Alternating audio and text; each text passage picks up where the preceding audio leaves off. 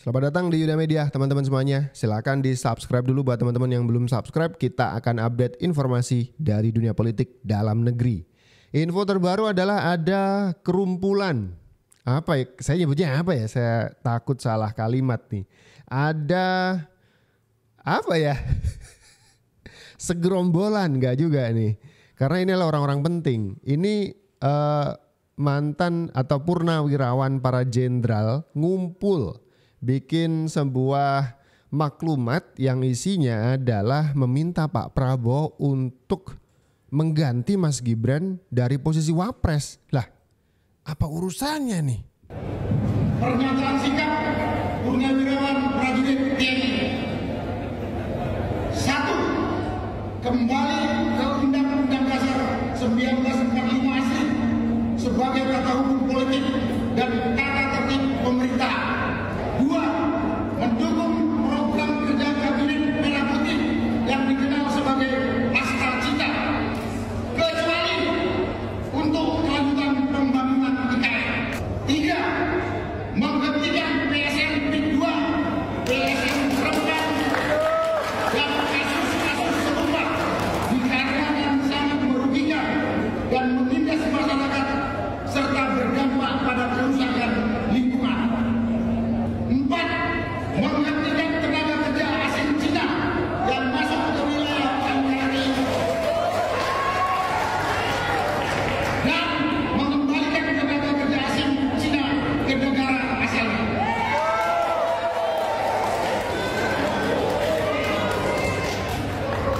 5. Pemerintah wajib melakukan penertiban pengelolaan pertambangan yang tidak sesuai dengan aturan dan Undang-Undang Dasar 1945 Pasal 33 ayat 2 dan ayat 3.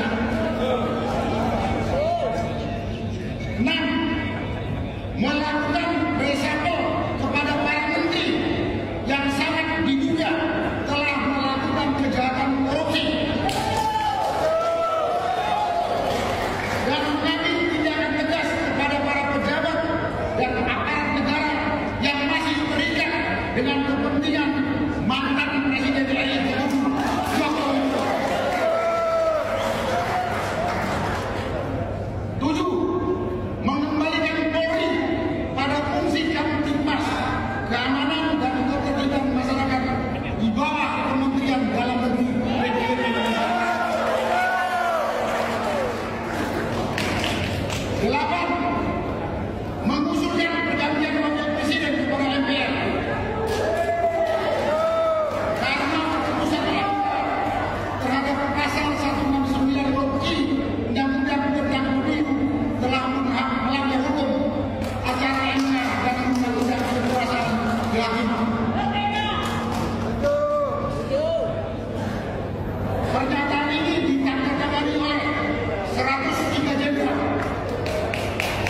73 laksamana, 65 marskal, dan 91 kolonel TNI.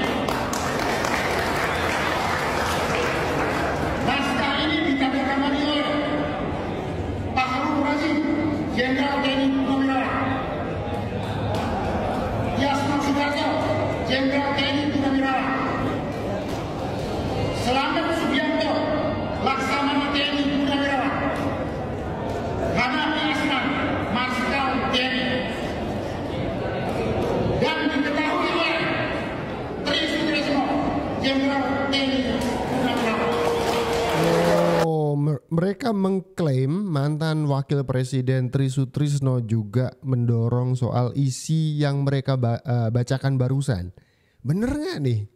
Tapi kalau misalkan kita dengar barusan poin-poinnya, mulai dari kritik IKN, pecat menteri-menteri yang masih terhubung dengan mantan presiden Pak Jokowi, kembalikan polisi ke bawah Kemendagri, pecat Gibran. Ini poin-poin yang kok kayaknya nggak asing ya. Itu kan poin-poin yang kemarin diteriakkan kubu sebelah sana ya. Minta Polri kembali ke bawah Kemendagri. Ini kan isi teriakan dari PDIP yang kalah di Pilpres, yang kalah di Pilkada. Kemudian mereka menuduh Parcok alias polisi sebagai biang kerok dari kekalahan mereka. Sampai-sampai mereka punya usul dan ide. Gimana kalau misalkan Polri dikembalikan ke bawah Kemendagri? Ini kan persis seperti apa yang PDIP teriakan kemarin.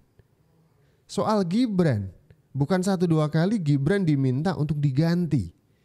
Ini sepertinya ini bukan hal baru deh. Saya penasaran, jangan-jangan ini bukan maklumat para purnawirawan. Siapa orang-orang ini? 98 itu perlu terulang. Ya. Oh, saya paham. Itu maka dibongkar semua.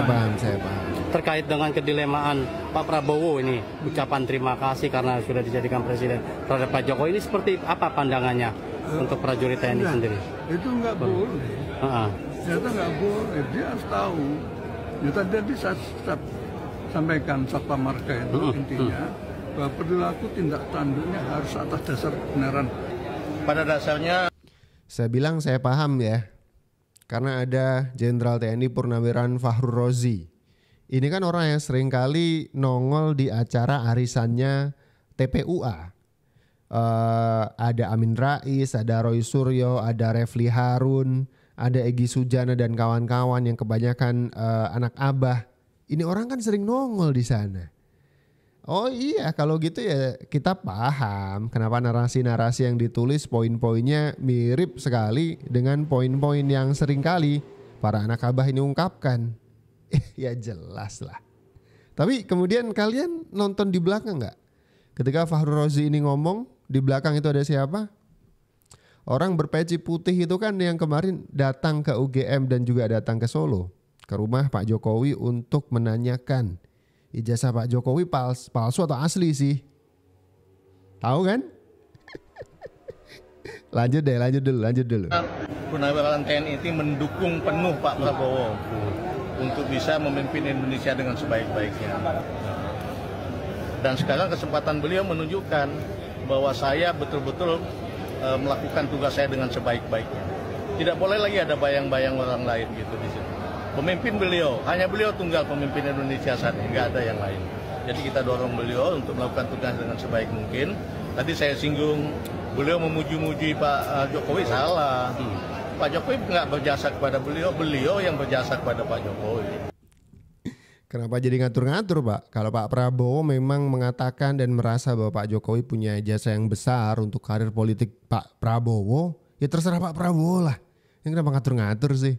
Dan sekali lagi nih, saya ajak teman-teman untuk nyorotin orang yang lagi bikin konten di belakangnya Fahru Rozi ini. Itu kan Rizal Fadila. Anak abah sejati lagi bikin konten di belakangnya. Jadi ini kita paham ya. Ini bukan apa tadi kita nyebutnya sebagai maklumat para purnawirawan jenderal. Ini adalah anak abah lagi ngumpul bikin acara baru yang namanya maklumat para purnawirawan jenderal. Kebaca kalian. Mantan Panglima TNI dan Menteri Agama kita sampaikan hal yang paling tajam dan kejam soal Prabowo. Tapi hal yang positif juga harus disampaikan, Pak. Tuh, ini Fahru Rozi bareng sama Refli Harun. Apa saya bilang? Ini orang sering nongol di acaranya anak abah. Tuh.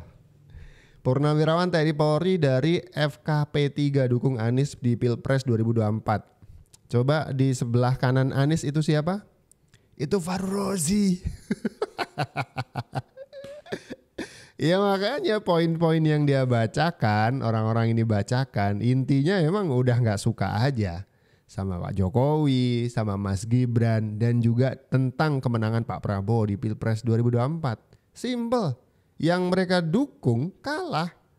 Anak abah, ya kan? Pasti mereka sakit hati, menggelijang ngelihat abahnya kalah di Pilpres 2024. Makanya sampai sekarang rasa sakit itu masih belum juga terobati. Kuasa hukum Jokowi. Nah ini yang saya bilang tadi di belakang Fahru Rozi ada orang yang lagi bikin konten. Ya ini Jokowi katanya akan melakukan proses hukum terhadap minimal 3 orang tadi dan mungkin yang lain soal masalah tuduhan ijazah palsu. Kira-kira Apa iya seorang mantan presiden yang dipilih rakyat mau melaporkan rakyatnya? Saya juga nggak ngerti. Logikanya begini Pak, kalau orang-orang yang mengatasnamakan rakyat itu kemudian melewati batas dan juga melanggar hukum, ya Pak Jokowi sekarang statusnya juga rakyat Pak. Pak Jokowi tidak lagi menjabat di jabatan publik apapun, bukan presiden, bukan juga ketua RT, bahkan bukan, ya kan? Beliau adalah masyarakat biasa, masyarakat sipil biasa yang sedang menikmati masa pensiunnya di kediaman beliau di Kelurahan Sumber, Kota Solo. Kenapa tiba-tiba Bapak seperti ngeri sendiri ketika mau dilaporkan Pak Jokowi? Kemudian Bapak bikin narasi, kok ada ya mantan presiden yang nggak terima ketika rakyat menanyakan status ijazahnya, kemudian si mantan presiden ini melaporkan rakyatnya. Bukan begitu konteksnya. Konteksnya adalah Anda dan kawan-kawan Anda itu tidak mau berhenti atas bukti-bukti yang sudah disajikan kepada Anda, baik oleh siapapun lah, UGM, KPU, ya kan? Itu sudah ngasih bukti, ngasih penjelasan bahwa ijazah Pak Jokowi itu asli, tapi Anda kan gak mau. Anda bikin ribut terus. Anda tuding-tuding Pak Jokowi memanipulasi data pendidikannya. Kemudian menyebut Pak Jokowi ijazahnya palsu, skripsinya palsu. Kan itu yang Anda bilang. Di level itu, Pak Jokowi sudah menganggap apa yang Bapak lakukan sebagai pencemaran nama baik. Tapi kenapa tiba-tiba ketika Pak Jokowi mau memproses fitnah-fitnah yang menuju ke dirinya, ini sebagai harus yang ditegasi gitu ya, dilaporkan, diambil jalur hukum, tiba-tiba Bapak mau ngeles. Sudah mulai takut kah? Gini logikanya, kalau benar ijazah Pak Jokowi itu palsu, yang bikin ribut bukan level Bapak ini. Yang bikin ribut itu misalkan Pak Prabowo. Kita ingat di 2014 lawan Pak Jokowi ketika maju di Pilpres itu adalah Pak Prabowo bersama Sandiaga Uno kan kalau tidak salah ya. Kalau benar ijazah palsu itu yang dimiliki oleh Pak Jokowi, Pak Prabowo, kelasnya Pak Prabowo yang bakal protes. Misal kita mundur ke Gubernur Jakarta. Ketika 2007 Pak Jokowi maju menjadi 2007 ya kalau nggak salah ya, mohon koreksi nanti. Ketika Pak Jokowi maju ke Pilgub Jakarta, itu lawannya adalah incumbent yang masih menjabat, Foke. Yang teriak-teriak ijazah Pak Jokowi palsu, itu kelasnya Foke. Ya kan? Iya dong. Atau mungkin 2014 ya, ada Pak Prabowo yang jadi lawan politik Pak Jokowi. Kelasnya itu, orang-orang itu yang teriak kalau benar ijazah Pak Jokowi palsu. Bukan kelasnya bapak-bapak ini yang bahkan bukan lawan politik Pak Jokowi, ya kan? Belum selesai urusan ijazah palsu, muncul lagi maklumat yang dikeluarkan oleh para jenderal. Ya. Ini apakah berbahaya bagi Pak Jokowi, bagi Mas Gibran? Kita bedah ya. Jadi sebelum saya masuk tentang hal tersebut, ada baiknya kita sama-sama pahami bahwa politik kita dalam sejarahnya itu ya, dari Indonesia mulai berdiri itu ada 3 kelompok ya, 3 kelompok politik. Yang pertama adalah kelompok nasionalis, yang kedua adalah kelompok agamis, ya, yang ketiga adalah kelompok sosialis. Nah, kelompok agamis ya, ini terbagi lagi. Ada yang agamis nasionalis, ada yang kelompok agamis yang masyumi, ada kelompok agamis fundamentalis. Ya, fundamentalis ini artinya adalah yang keras menginginkan Indonesia itu adalah menggunakan ideologi agama, ya. Yang di masyumi ini moderat nih, agak moderat, tetapi irisannya banyak ke fundamentalis. Dan nasionalis adalah kelompok Muslim, ya, orang-orang Muslim, tokoh-tokoh politik atau siapapun yang menginginkan Indonesia ini menggunakan azas Pancasila, gitu ya. Nah, kelompok-kelompok inilah dalam sejarahnya sampai saat ini ada. Kalau kita bicara peta politik, gitu ya. Nah, kemarin ada maklumat para jenderal ya yang sekarang sedang viral.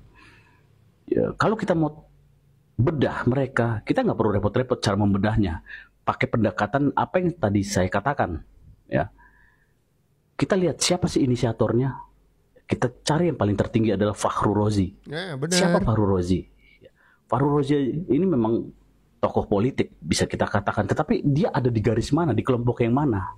Ya, Fakhrul Razi ini dalam kancah politiknya itu termasuk tokoh yang cukup disegani, ya, jenderal yang cukup disegani ya dari TNI.